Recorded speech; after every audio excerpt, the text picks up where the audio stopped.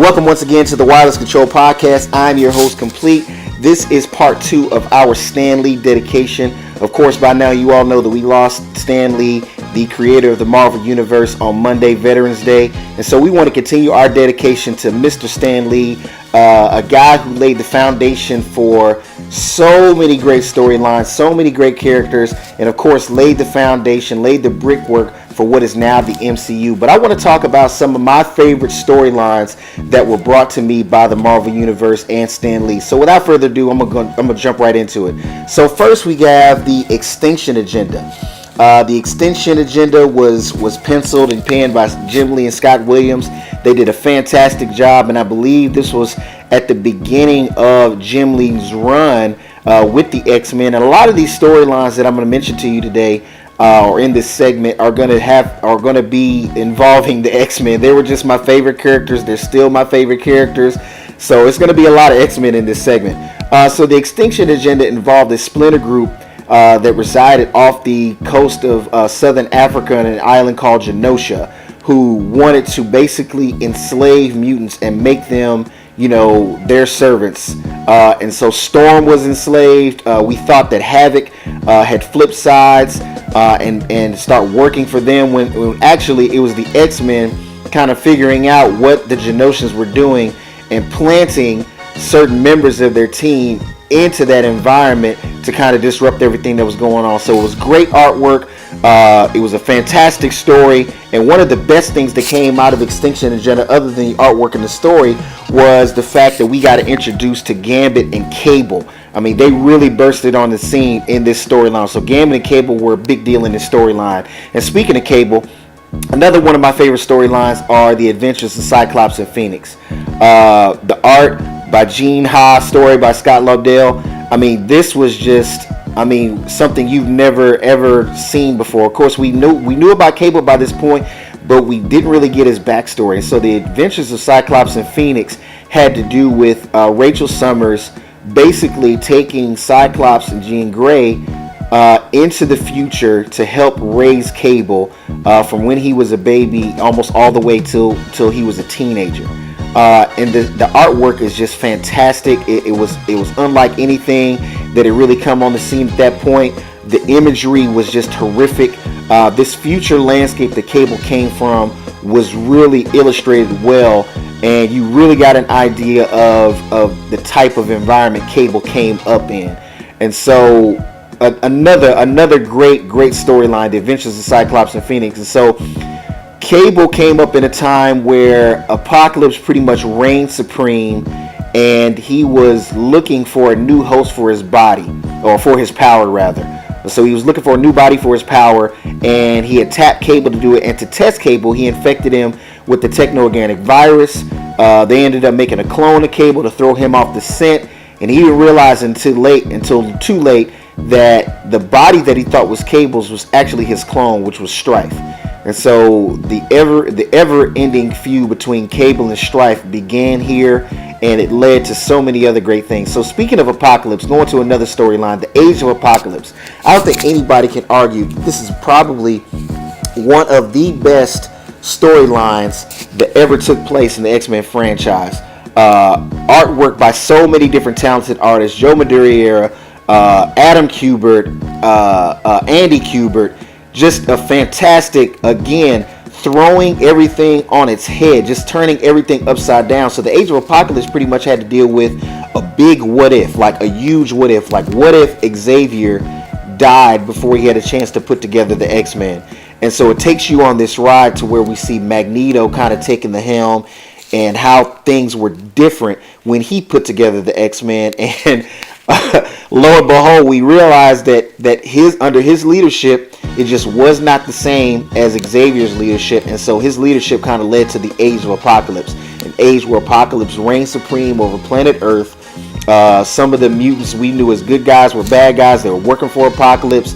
Havoc was one of his horsemen. Cyclops was one of his horsemen. Mr. Sinister was one of his horsemen. Holocaust was one of his horsemen. So great artwork, fantastic story. Chris Bachalo also did an excellent job of bringing Generation X to life. within this storyline. A lot of just horrific scenes, a lot of just over the top imagery, and just situations that happened in the Age of Apocalypse that made it great. So another big thing about Age of Apocalypse again is we really saw Wolverine like showing his you know what. I mean, Wolverine just went off in this, and his book was Weapon X.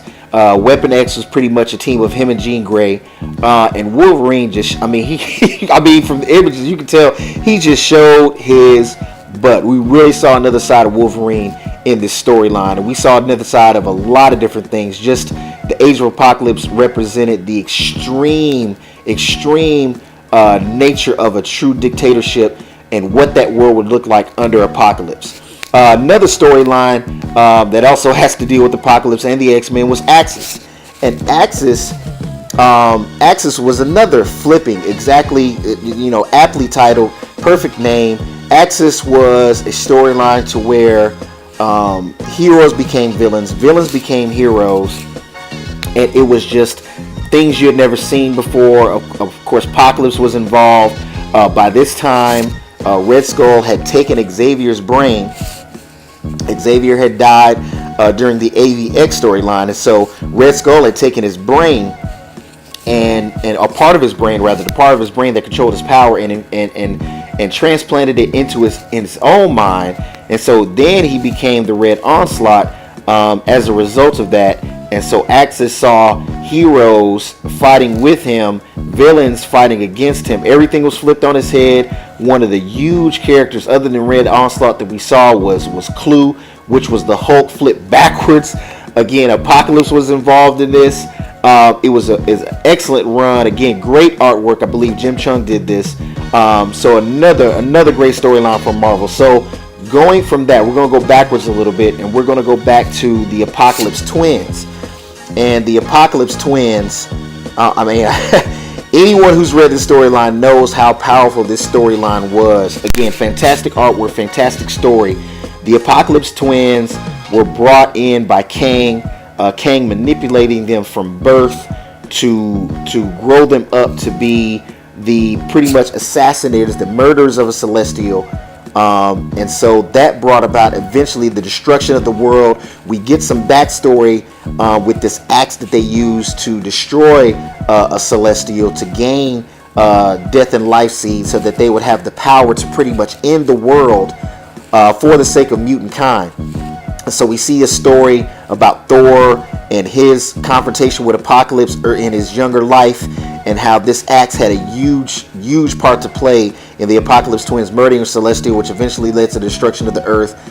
So much loss of life. These two were just almost infinitely powerful. They could not be stopped. And again, we saw the eventual destruction of the planet Earth and the rise of Planet X. And eventually everything got turned back to normal. But just a great storyline. We had never seen characters like this before just come onto the scene, murder a Celestial, and just move at a pace where no hero could catch up with. The X-Men couldn't catch up with them. The Avengers couldn't catch up with them. And by the time everything was all said and done, the mutants were off planet. They formed their own world, a world of mutants, and it was just a full-on onslaught. There were a lot of deaths in this, and eventually everything got reversed. Of course, everything got turned back to normal, but just another great storyline. So the final storyline I want to talk about, going back even further, what originally brought about the Apocalypse Twins was the Dark Angel Saga.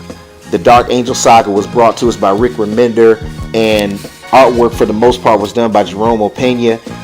Just an excellent, probably one of the best runs for the Uncanny X-Force. X-Force had a lot of different runs, but this by far, hands down, was the best. And so the Dark Angel Saga took us into the world of X-Force, and at the beginning of this was basically a quest to rid mutant kind of Apocalypse. And so they went to a temple of Apocalypse. They found him as a young boy, and they pretty much killed him.